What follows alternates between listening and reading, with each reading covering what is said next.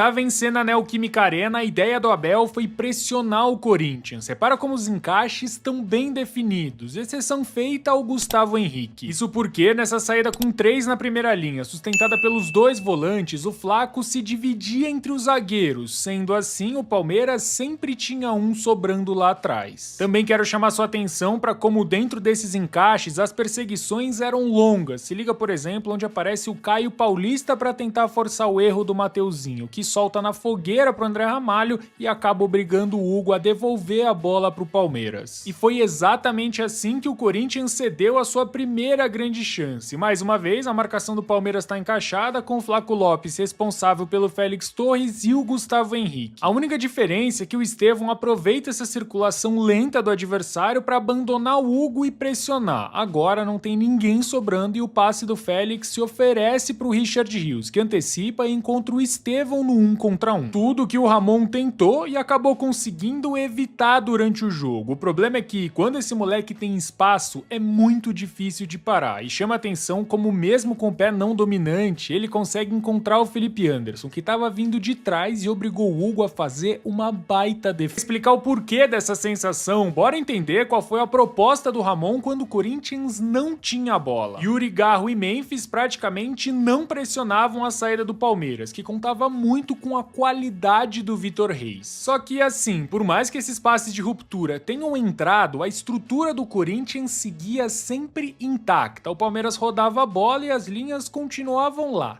tranquilinhas. E foi reassistindo que eu reparei que as grandes chances do Palmeiras no primeiro tempo foram a partir de erros do Corinthians. Erros forçados, lógico, mas é fato que quando o Palmeiras precisou construir, bateu numa parede. Bora com outro exemplo. De novo, um passe de ruptura excelente do Vitor Reis buscando o Rafael Veiga, que consegue encontrar o Caio Paulista por dentro. Verdade que a defesa do Corinthians corria na subida, mas olha como a recomposição defensiva é impecável. Em questão de segundos, o Palmeiras tá encaixotado. O Félix Torres absoluto na jogada para cortar o cruzamento e por mais que o Palmeiras recupere a segunda bola e jogue com o Estevão, se liga como a marcação é boa, linha montada e 3 em cima dele. O moleque ainda consegue tirar 2, mas a cobertura é daqui. Mais uma vez, como o Palmeiras tem dificuldade para entrar na defesa do Corinthians, que além de bem armada, também era bastante agressiva. O André Ramalho diminui o espaço e faz com que o Mateuzinho consiga recuperar a posse. Na sequência, o Yuri não só arrasta o Gustavo Gomes, como também consegue sustentar o zagueiro do Palmeiras. Ele acaba ainda sofrendo a falta e assim consegue dar um respiro pro Corinthians. Vamos com mais uma boa participação do Yuri. Repara como o Flaco Lopes se divide entre os zagueiros e dá espaço pro Félix Torres conduzir. E agora sim, ele encontra um passe de ruptura perfeito no Yuri. O atacante do Corinthians, de novo, atrai o Gomes e consegue completar a dinâmica de terceiro homem encontrando o Garro, que espeta no Memphis antes de sofrer a falta do Marcos Rocha. Jogada linda, muito bem trabalhada, mas o passe, o refino técnico dele que o Corinthians conseguiu criar a sua primeira oportunidade de perigo. O domínio é maravilhoso e o passe na medida para transformar um escanteio do Palmeiras em uma aula de contra-ataque, que terminaria com Yuri finalizando em cima do Everton. Fora que, quando conseguiu sair da pressão, o Garro cumpriu a função de principal articulador do Corinthians. Nessa jogada me chama a atenção a inteligência dele. Olha como depois de atrair a marcação do Rocha, ele trava e busca a ponta esquerda, até porque se o lateral direito do Palmeiras estava nas costas dele, tinha um espaço a ser explorado. Depois de tudo que a gente viu, é claro que o primeiro gol do Corinthians teria que passar por Yuri e Garro. Com direito, é verdade, é uma grande colaboração do Caio Paulista, mas teve muito brilho do Mateuzinho, que esbanjou frieza e categoria para encontrar o camisa 10 do Corinthians livre de marcação na entrada da grande área. Sem contar que, ainda no primeiro tempo, o Corinthians podia ter feito o segundo, depois de mais uma tentativa pela direita interrompida pelo José Martinez, que aliás merece ser lembrado também como um dos melhores em campo. Ele consegue encontrar o Yuri e de novo, a movimentação é impecável, assim como o passe buscando o Memphis, que vinha de frente e também participou de mais essa aula de contra-ataque, que só não recebeu nota 10 porque ela termina com uma boa, aliás, a última defesa do Everton no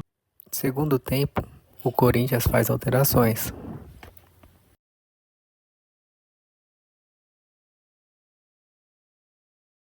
de que ele não tinha nenhum zagueiro no banco, mas o acerto é notável pelo posicionamento do Ranieri. Diferente do André Ramalho, olha como ele ficava entre os outros volantes. Já que o Palmeiras não jogou com uma referência, o Ramon deu mais sustentação para o meio, onde Veiga e o próprio Flaco circulavam, fazendo com que o Palmeiras então jogasse ainda mais por fora do seu bloco. E quando a bola chegava no Estevão, sempre marcado por dois, repara no posicionamento do Ranieri. E foi por um sistema defensivo dominante, que brigou pelas primeiras e segundas bolas, que o Corinthians chega ao segundo gol. A atitude do José Martínez representa bem a mentalidade do Corinthians no derby. E aí a gente tá falando de uma situação de contra-ataque em que raramente o Garro erraria esse passe. Assim como o Everton também raramente falharia da forma com que falhou. Agora, a colaboração dele não tira o mérito do Yuri Alberto. 99% dos atacantes desistiriam, mas ele sempre vai até o final e foi recompensado. O Palmeiras já tinha dificuldade de criar contra a defesa do Corinthians, esse 5-3-2 deixou tudo ainda mais complicado. Quando tentava por fora, as dinâmicas entre Carrilho e Mateuzinho funcionavam muito bem, e se tentasse por dentro, os zagueiros e volantes saltavam para retomar a posse de bola. E aí é mais um exemplo do que eu já vinha dizendo, como foi durante boa parte do jogo, as chances cedidas pelo Corinthians vieram a partir de erros, forçados ou não, na saída de bola do time. Inclusive, sobre essa falta aí cometida pelo José Martínez, e muito bem batida pelo Gabriel Menino, é verdade, lógico que se vai no gol seria muito difícil. Agora, será que o Hugo não chegasse cedida pelo Corinthians em um dos raros momentos que o Palmeiras conseguiu encontrar os seus pontas em situação de 1 contra 1, e aqui o Dudu consegue achar um espaço para cruzar buscando o Rony,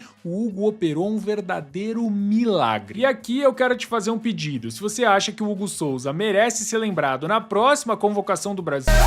Corinthians, time do meu